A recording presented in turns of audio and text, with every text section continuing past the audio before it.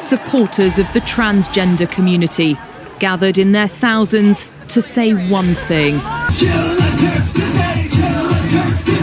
If you see a turf, punch him in the fucking face! I'll be dead! You want me fucking dead! I don't want you dead.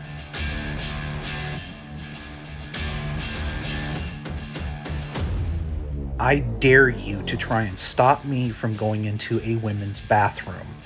It will be the last mistake you ever make. Thank you so much, Peter Griffin, for weighing in. Hi, hello, welcome back to you and to me, because once again I disappeared. I am so sorry about that. Probably the funniest part about that is the fact that I'm a freelancer, so I'm making a lot of content.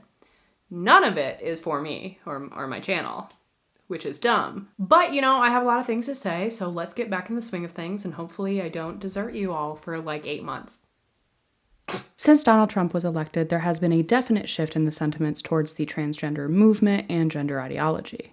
And while we have seen a ton of positive shifts away from these two things, such as the recent UK ruling defining woman as biological sex, incredible that this had to be stated, but, you know, a win is a win. But I've noticed an interesting trend among Democrats as the trans movement falls out of favor. The people who have long championed this ideology and its many, many failings have started acting in strange and fascinating ways. Now, following the results of the 2024 election, Democrats were going through a bit of a crisis, to say the least. No! Why? For context, after Trump took the White House, he immediately set about signing several executive orders that directly related to the trans movement. The most notable being that sex is binary, a ban on men in women's sports, and the elimination of trans surgeries on children. Now, of course, this resulted in a fairly normal, at this point, amount of screaming and mean headlines, but out of all the mess has actually come a few interesting things. In March, California Governor Gavin Newsom agreed that males shouldn't compete in women's sports on a podcast with Charlie Kirk. Would you say no men in female sports? Well, I think it's an issue of fairness. I completely agree with you on that. Not too long after, former Senator from Montana, Jon Tester, also shifted his stance, saying that males shouldn't compete in women's sports during an appearance on Bill Maher. Indiana Governor Mike Braun went even further by signing an executive order protecting female sports in April. I guess they're finally starting to read the room because Democrat politicians are starting to realize that they are on the losing side of this issue, considering many of their own voters no longer support males in female sports, and basically everyone with a functioning brain is against children transitioning. Now, obviously, a lot of this shift is just to win votes, but it does signal a change within the Democratic Party. That said, some are still not ready to let go of their losing streak. In February, Ohio lawmakers decided to troll on the taxpayers' dime by proposing a bill that would make it illegal for a man to release his seeds without intent to grow the garden, if you know what I mean. And people were rightly irritated by this, saying it was a waste of resources that could be better spent on serious bills instead of getting clicks on TikTok. And things aren't much better over in Wisconsin with their efforts to change the term woman to inseminated person in legislation regarding IVF. I'm really not sure how they managed to conjure up a worse term than uterus owner, but, you know, there you go, surprising me again. And since Democrats love to virtue signal while trampling all over women's rights, it's of absolutely no surprise that at the beginning of March, every Democratic senator blocked a bill that would have banned males from competing in women's sports. Now, in addition to the continued woke efforts, some on the left are still very committed to their outrage. One Democratic strategist questioned how Newsom would win over Democratic voters by coddling the ultra-right, saying the podcast with Kirk would have been better received by liberals had it been more about a thoughtful exchange of ideas and contrasting philosophies instead of Newsom trying to edge closer towards Republicans. But the flip of so many has really displayed a growing awareness that the trans movement, along with its crazy antics, has basically become a political anchor weighing down the Democratic Party, whereas before it was one of their leading issues. So it's a pretty stark shift.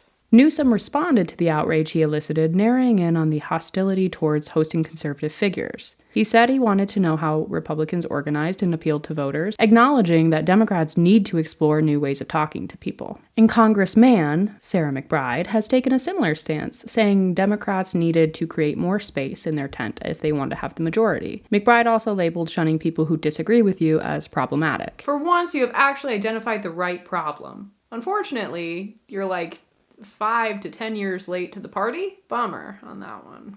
the public pushback against trans issues is also steadily increasing. Chris Cuomo is practically begging that his party abandon the trans issue, highlighting a New York Times poll showing 67% of Democrats believe biological men should not compete in women's sports. In addition, Pew Research Center found that 66% of Americans believe trans athletes should compete on teams in accordance with their natal sex, and 56% of Americans are in favor of bans on gender transitions for minors. Interestingly, 56% also support policies protecting trans people from discrimination in employment, housing, and public spaces, so it doesn't seem like Americans have gotten more bigoted despite what the activists love to scream. More athletes are also taking a stance against the trans movement. Recently, a female pro disc golfer publicly refused to compete against a trans player, announcing it was unfair to force her to compete against a male before walking off the course. Females must be protected in our division. This is unfair. I refuse to play. Former NFL player Frank Murphy called on male athletes to support their female counterparts in the fight against trans inclusion in sports. It's hurting them in every phase of sports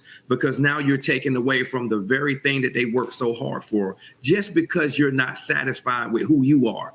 I couldn't imagine walking into a locker room and telling my teammates, hey, I'm going to go over here and try this other sport, and it's called women's sport, and go over there and play. Man, that's a disrespect to our women. And it's time for sports men that play sports at the NFL level, NBA level, wrestling, whatever it is. It's time for men to stand up for the women in sports. And two transgender players who beat all the women at a pool tournament in the UK prompted severe public backlash and a boycott. About 25 states here in the US have implemented some kind of legislation to put restrictions on trans-identified individuals from competing within sporting events that don't align with their biological sex. And a lot of the European countries that started things like transitioning minors have taken a huge step back, citing that there just isn't enough evidence to suggest that gender transitioning minors produces enough positive outcomes to continue the practice. And even companies that adopted very woke and progressive policies have really taken a step back, including social media giant Meta. Now, earlier this year, Meta made a bunch of changes to their restrictions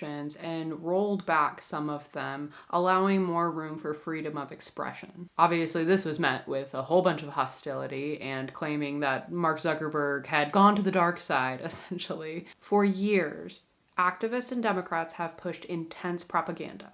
They have injected the trans stuff into every facet of our lives, from the medical system to the education system, to how we all interact, how we think about the world, each other, and even ourselves. They've also exposed children and women to a lot of harm, while simultaneously shaming and degrading any of us who oppose trans ideology. Natalie Barnett is a really good example of this. She has received waves of hatred from the trans community, all because she decided to open a women's-only gym in the UK. In a video responding to the backlash, Barnett explained the thought process behind her decision, saying she has been the victim of essay and harassment while at other gyms in the past.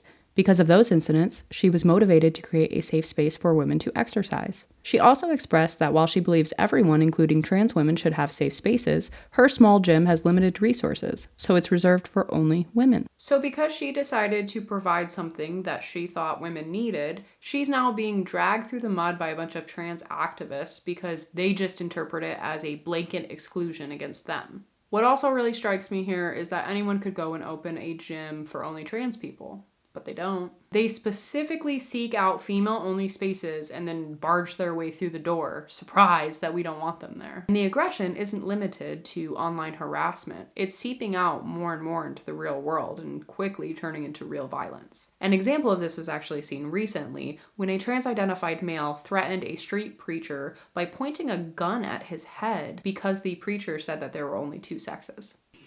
He didn't make a man to be a woman. He made the man to be a man.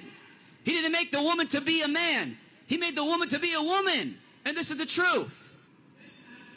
What are you going to do? Come attack me now? Hey, man, it's up to you. If you want to pull that on me, well, God bless you. So you just threatened me with a gun. You just pulled a gun on my face. Man, Lord have mercy on you. This means that you don't even know who you are. Nope, I still love you. Even though you pulled a gun on me, I still love you. I still bless you. And there is certainly no shortage of trans-identified males threatening women when they don't go along to get along. This is a call to action. You need to arm up. Plain and simple. Go out, buy a gun. Learn how to use it efficiently. Because the time to act is now. You need to protect yourself, and you need to protect your fellow transgender brothers and sisters and theys and thems. You need to protect the rest of us in the LGB community. But heaven forbid you do something in my presence, you're going to know what fear actually feels like. Yeah, so I think it's pretty safe to say that things have gotten off the rails, and I don't really have high hopes that the Democratic Party is going to successfully put on the brakes and get the party back on track. But I do think that there will continue to be this shift away from some of the more radical policies in an effort to win over a lot of the independent voters and honestly probably a lot of people that they just lost from the Democratic Party. But without really acknowledging the mistakes that they've made, I think it will largely fall on deaf ears. Because not many of us who left the Democratic Party are keen on going back anytime soon. So good luck. And yeah, if you didn't know, I am somebody who used to be a Democrat and I used to support the trans movement. Really before like kids transitioning hit the mainstream. But any support that I once had for the trans community is gone. And the trans community is why. The violent rhetoric, the unhinged behavior, and the complete lack of respect towards women just drove me real far away. And if you stop being insane and come back to reality, then perhaps we can actually sit down and have a real conversation. Because, you know, that's kind of hard to have one of those when you won't stop screaming that everyone's just a bigot. But I am very happy that the rest of us are ready to escape the decade-long fever dream we've all been trapped in. You've heard what I have to say, now I want to hear yours. What do you think? Do you think this is a lasting change or only done because it's needed now? Do you think that Democratic leaders like Newsom and McBride will be able to cage the beast that they helped create? Do you think this will sway any current Democrats? Personally, I'm kind of just of the opinion that anyone who hasn't changed their mind by now probably isn't going to. But I do want to thank you guys for joining me. Thank you for watching. Thank you for being here. And I will see you in the next one, which will be in like a week. I promise. Okay? I swear. Hopefully. Bye.